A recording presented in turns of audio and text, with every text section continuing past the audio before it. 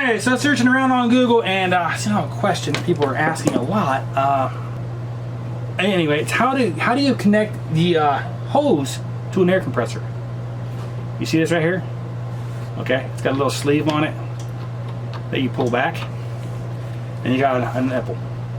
Okay, put the nipple up in there, pull back on the sleeve, slide her in. Oopsie!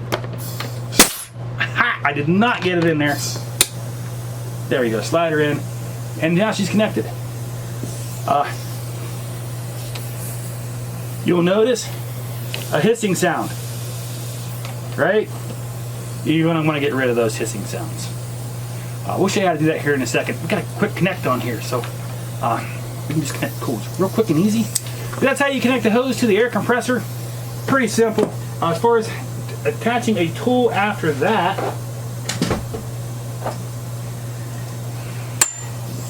it's the same thing, the same setup. Sleeve to pull back on. You'll see the ball bearings in there. Take your nipple, slide it right into there.